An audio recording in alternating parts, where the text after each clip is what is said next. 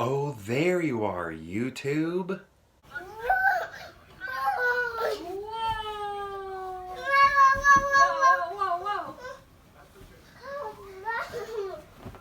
They have been some.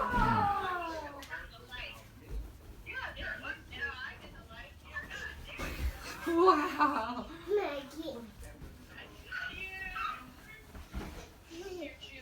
So that piece of furniture that the kids have been playing on is called a Nugget Comfort. And it has been very helpful for us. They got it for Christmas from my mother, and our kids, now that it's getting colder, they don't get to go outside as much. Warmer days, we'll make sure to get them outside. Colder days, only sometimes.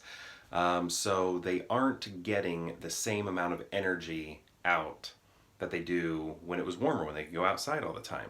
And I think because of that, they have been skipping naps lately. On those cold days when they aren't playing outside, they've been skipping naps. And that, will cause all sorts of problems because they're really tired throughout the day, they're not napping, they don't know what's going on. It's a whole thing. But ever since we got that nugget and we've been putting it out in the middle of the room and letting them run around and play on it like an indoor jungle gym essentially, they have been taking naps again. And it has been fantastic because we're able to create this play space for them, something new, and form it into a bunch of different shapes, and they enjoy playing on it, get a lot of energy out. Maybe they get bored with an orientation of the piece of furniture. We just switch it out and then, make a new shape for them to play with. And then, they're sort of over that. Then the nugget goes into a new shape and then they have fun with that, So there's all sorts of possibilities going on with this thing. You can create forts, you can create like mountains, valleys, and things like that for them to crawl over, or just a couch for them to rest on also. So it's just been really helpful to us. I don't think they're easy to come by, so you can't just like go out and buy one.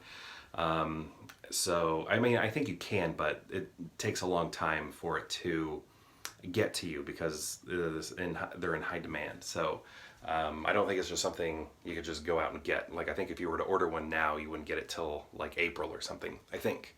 I could be wrong on that, but it's just been really helpful, and I'm so glad we got it because they love it. They are getting so much energy out, and they are napping consistently again.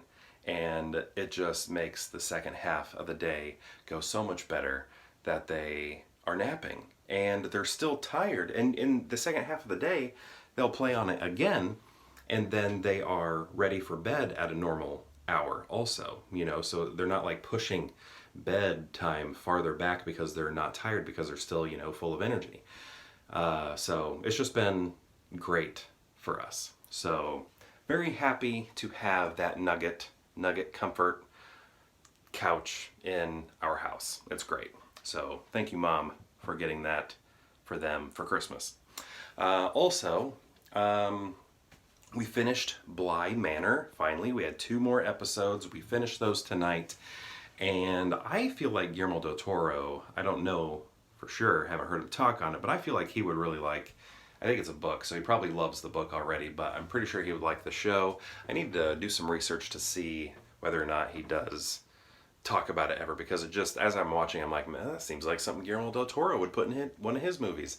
That seems like something he would comment on and, talk about being an influence on him. So it's because it's just like it's like a mixture of ghost and romance. And at the very end of the show, spoilers, they mention that, like the interchangeability of ghost stories and love stories. And I just was like, oh my goodness, it's like this, whoever, made this sat in on a Guillermo del Toro lecture, and I was just like, I'm gonna create a story based off of that. I mean, I'm pretty sure this Bly Manor is an old story, so he would have been influenced by it, but it was just, it was just like, wow. Like I sat in on a Q&A with him, and it was just like everything he talked about existed in the story. So it was pretty interesting. He's deeply influenced by gothic stories, romance stories, and ghost stories, and then combining them all together. And it's just, I don't know, I really enjoy his influences and how he turns those into his own stories. But yeah, it just, Bly Manor, it was good because I mean, it's not like a horror show.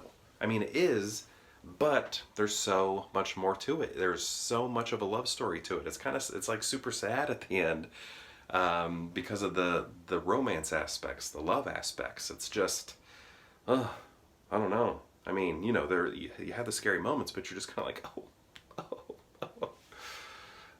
why? This is like really sad.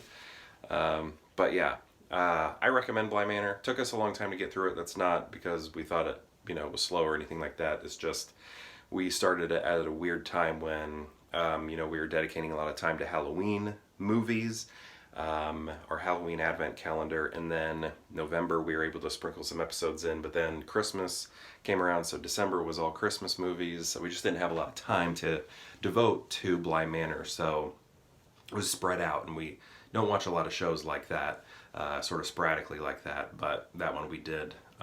But I don't think it affected it at all. We were able to retain a lot of the information, plus some of the episodes, if I remember right, did like recaps. Maybe they all did a recap, and that, those are always helpful. But it's a great show. I don't know if it's a Haunting a Hill House sequel-ish sort of anthology sequel. I don't know if we have more coming along the way. I hope so, because I really enjoy the series. So yeah, otherwise, yeah, perhaps I'll see you tomorrow for more Pure Hangout.